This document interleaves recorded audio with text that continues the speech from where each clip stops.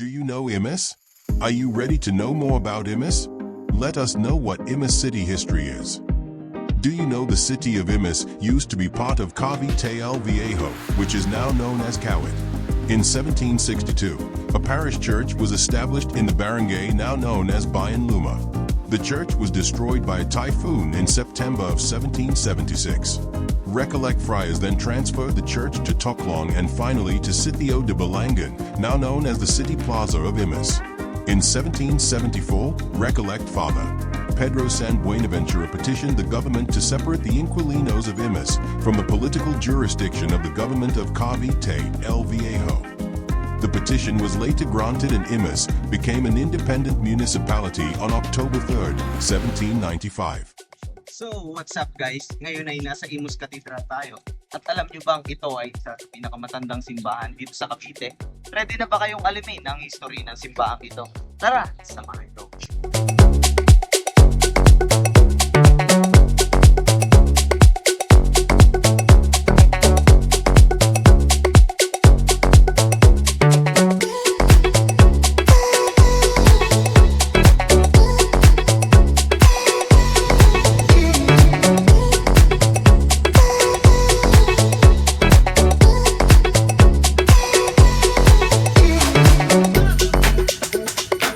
Trivia.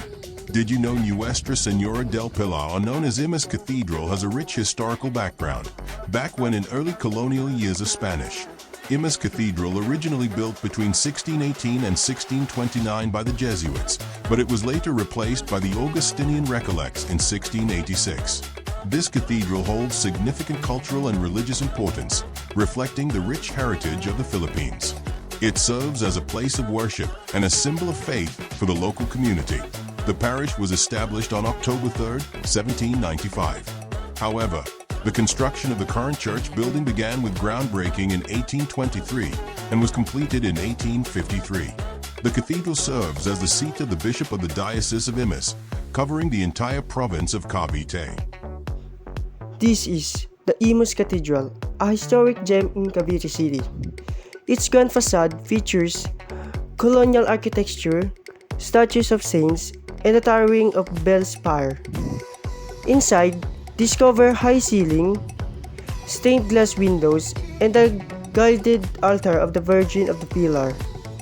The shrine draws thousands of people, especially during its grand feast every January 17th. Historical markers and a small museum highlight its role in the 1872 Cavite Revolt, a place of faith, history, and beauty. Many of the youth today here in Imus have forgotten or do not know about the two major battles that took place here. So come on, let's learn together about the history of the two most important battles that happened here in Imus. The first and one of the most significant battles that took place here in Imus is the Battle of Imus, a historic confrontation between Filipino revolutionaries and Spanish colonial forces that marked a major turning point in the Philippine Revolution, showcasing the courage, strategy, and unity of the Filipino people in their fight for independence. Let us know the history of the Imus. In August 1896, as coordinated revolutionary attacks erupted and ignited the Philippine Revolution in Manila, Emilio Aguinaldo led 600 men from Cavite and launched a series of skirmishes in Imus, Cavite. These escalated into full-scale hostilities against the Spanish forces stationed there. On September 1st, with the support of Captain Jose Tagle of Imus, Aguinaldo laid siege to the town in an effort to lure the Spanish troops out of their defenses. In response, Brigadier General Ernesto de Aguirre led a relief column from Manila to assist the besieged Spanish garrison. Backed by only 100 soldiers and some cavalry, Aguirre appeared to underestimate the uprising, treating it as a minor disturbance. Aguinaldo's forces launched a counterattack, but they suffered significant casualties, and Aguinaldo himself narrowly escaped death. Despite the temporary Spanish success, Aguirre, realizing his force was insufficient, chose not to pursue further action and quickly returned to Manila to request reinforcements. During the brief pause in fighting, Aguinaldo's troops regrouped and braced for another Spanish offensive. On September 3rd, Aguirre returned with a much larger force of approximately 3,000 men. However, As the Spanish troops advanced and reached the Isabel II Bridge, they were ambushed by revolutionaries hiding in concealed positions. Taking advantage of the element of surprise, the Filipino rebels overwhelmed the Spanish forces, almost all of whom were either trapped or killed, including General Aguirre himself. 129 na taon na mula na makamtan natin ang pinakamahalagang panalo ng bansa kontra sa mga Espanyol na pinamunuan ni dating Pangulong Emilio Aguinaldo. Iba sa atin na hindi alam o hindi na maalala ang mga ganitong kaganapan sa ating bansa.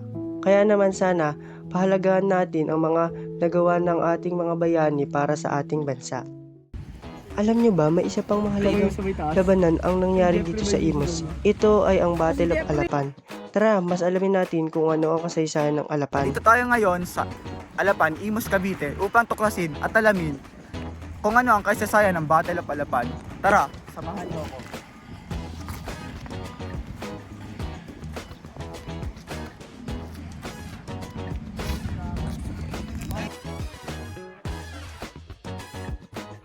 The Battle of Alapan was the first big military victory of General Emilio Aguinaldo after his return to the Philippines from Hong Kong on the 19th of May, 1898 aboard a U.S. vessel provided by Admiral George Dewey.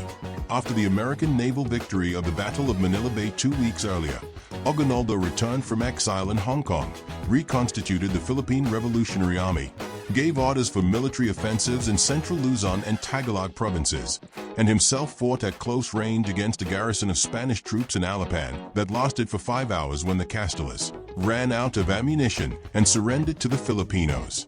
At nightfall after his victory at Alapan, General Aguinaldo unfurled the new Philippine flag for the first time, marched to Cavite, Puerto, and hoisted it in front of Filipino revolutionaries and captured Spanish troops.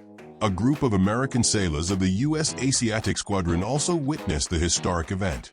The new Philippine flag, which Aguinaldo himself designed, had been sewn in Hong Kong by Marcela Agoncillo and her daughter with the help of Delfina Herbosa de Natividad, a niece of Jose Rizal.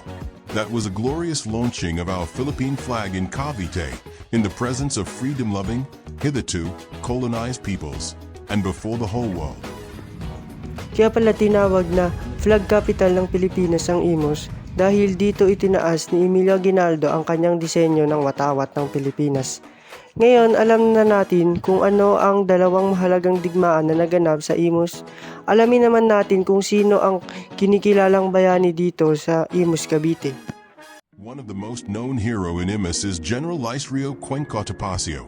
General Liceo Topacio was one of the first mayors of Imus and the oldest general of the revolutionary government.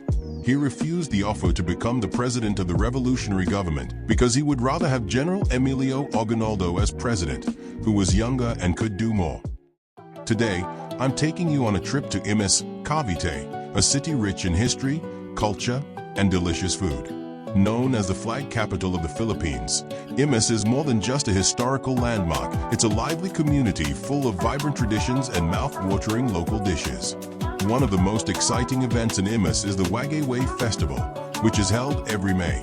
The word Wagayway means to wave, and this festival commemorates the first waving of the Philippine flag in Imus during the Philippine Revolution. The whole city comes alive with colorful street parades, traditional dances, and locals proudly waving Philippine flags. The energy is contagious. It's a powerful celebration of national pride and history. Another important tradition in Imus is the Semana Santa, or Holy Week celebration. It's one of the most solemn yet visually stunning events in the city. During this time, religious processions take place, with elaborately decorated carrozas or floats carrying statues of saints through the streets. It's a deeply spiritual experience that showcases the faith and devotion of the people of Imus. Of course, no visit would be complete without trying the local food. One of Imus's most beloved delicacies is the Imus longanisa. It's a type of local sausage that's garlicky, slightly sweet, and incredibly flavorful. Usually served with garlic rice and a fried egg, it's the ultimate Filipino breakfast, simple, satisfying, and full of local character. Another must-try is pancit Imus, a unique noodles dish that stands out from other pancit varieties. It's made with Mickey noodles and a rich, savory sauce that makes every bite comforting and delicious. It's often served during special occasions, but is also available at local eateries year-round. And for dessert or merienda, don't miss the local Kakanin traditional rice cakes like bibingka and sapin-sapin. These sweet treats are usually sold around the plaza or during festivals. They are perfect for snacking while taking in the sights and sounds of the city.